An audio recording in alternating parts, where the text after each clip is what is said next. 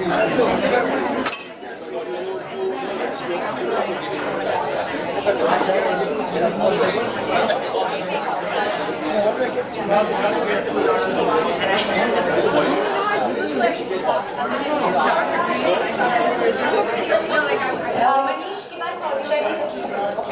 we get audio testing? Can you hear me now? Can you hear me? 1, 2, testing. I'm pretty sure I'm pretty loud now. Alright.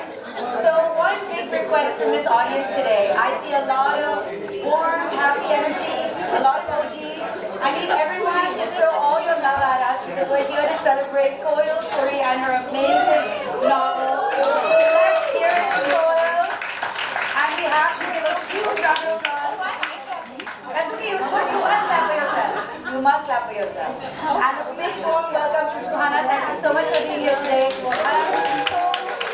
I'm genuinely so excited that my first public conversation with Suhana is not set pick constant prank isne khela yaar, right? So we're gonna have an intelligent conversation and it's gonna be super fun and it's so nice to see the love in the room for you girls. And I can just tell you are gonna love this book because we have read it and devoured it and we have absolutely adored it. But first I would like to invite the MD, the publisher, Kapish Mehra to come and say a few words. Can you come join us up here? Can we please get a round of applause? Sorry, Kapish, we don't have a seat for you, but we would love for you to come and say a few words. I'm worried about how this thing is. No, take the mic.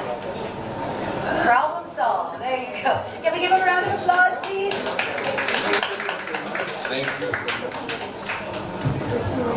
Okay, first of all, we've done a lot of book launches and we've been fortunate enough to publish books which merit book launches.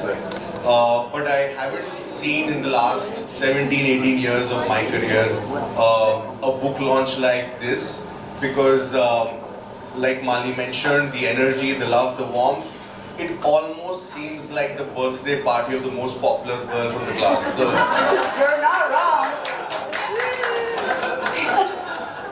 So Koel, I think that goes to say a lot about the support you get from your friends and family.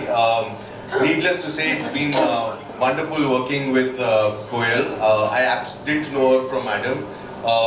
It is somebody we both immensely are scared of, Kali, who introduced us. And thank you, Kali, for that lovely phone call on a Sunday afternoon, which is typical Kali, saying, how can you be sleeping? So, you know, and not only that, she did insist that Koel all the way from Paris should call me right in the afternoon on Sunday and say, "Meri baat ho gayi hai, now you speak to her."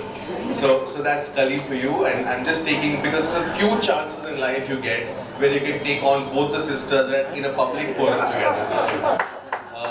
But having said that, ladies and gentlemen, I must admit, it is one of the nicest reads that I have come across in this space.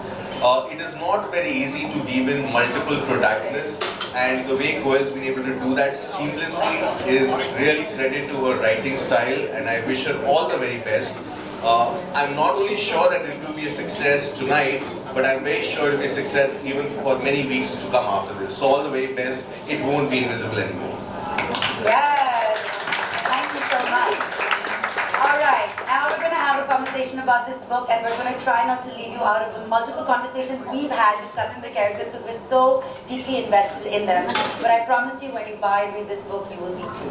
And I have to tell you, people have had such amazing things to say about your book, Koel. And I think it's so aptly described by Shobha Day as an outsider-insider novel, a must-read by Twinkle Khanna, a remarkable debut. And I personally am really thrilled to be part of it because in a while I'll tell you how I first met Koel, which is also quite an accidental friendship.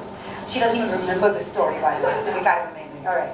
But first of all, I would really love to welcome you all and thank you so much for being here. It means the world. It is so hard to write a book and pour it out on the pages where you can no longer go back and edit and change what you wrote like you can on social media. When it's out there, it's a print and it's a labor of love. So please, one more round of applause for Koel for this fantastic, beautiful book. Amazing. All right. so let's begin with Suhana. Thank you so much for doing this today. It's the first time you're having a conversation like this, and I know we're all kind of jittery, so we're smiling extra, things are high color. So just throw us some love. But I'd love to know what made you want to be here today, and what makes you want to talk about this book. Firstly, thank you so much for hosting this conversation and moderating it. Thank you, Koel, for having me here and choosing me to launch your book. I think what I loved about this book was that the writing, the way that you've written this book, it's so accessible, yet it's full of contradictions. And even the characters, they're so flawed and so real, but relatable at the same time. But what I think I loved the most and what resonated with me the most was that at the heart of it, this book is about friendships. And I find myself quite lucky to have a set of friends that hold up a mirror to my imperfections. Some of them are sitting in the audience, which I was quite pleasant. And applause for the friends! Yes! Yeah, I'm really so happy. But yeah, and also friends that hold my hand during the tough times as well as the good times. And what I find beautiful about friendships is that friendships defy logic. They can come from anywhere. Koel and I are friends. We're not from the same generation.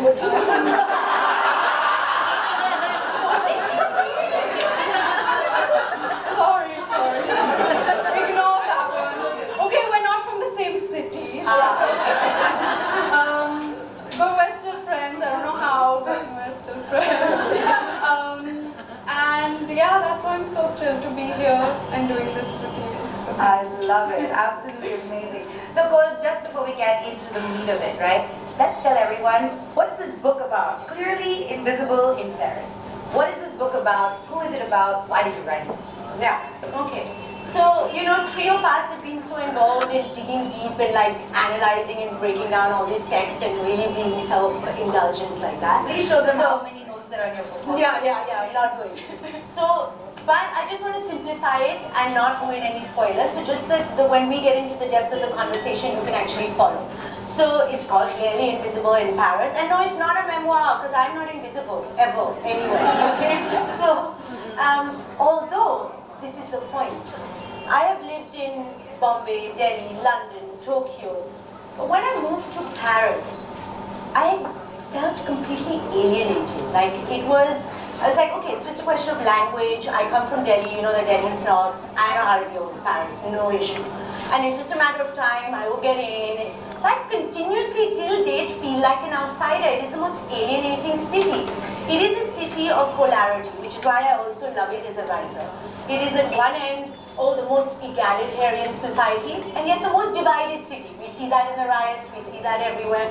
It is the city of love. And yet, it is the coldest city. Anyone who's been a tourist in Paris knows that. It is a city where it talks about, we're so liberal, we're so inclusive. And yet, it's a city that's so insular. Paris is the greatest, we are the greatest, no one else. I don't want this to become a Paris bashing session. We have a French man here. Yeah. My husband. Oh yeah, sorry. Yeah. Thank you, Laurent, for taking me to Paris, which made me write this story. Because it's also a city that I love. Every time I'm dejected by my life there, I look around in the cityscape, there is no city like Paris. And so therefore the desire to want to fit in.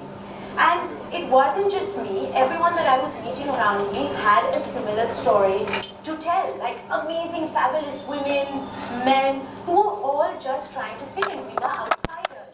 And you don't normally think of immigrants as people like me. You just don't. You think of them as people standing in a line and refugees or poorer or different, I don't know, different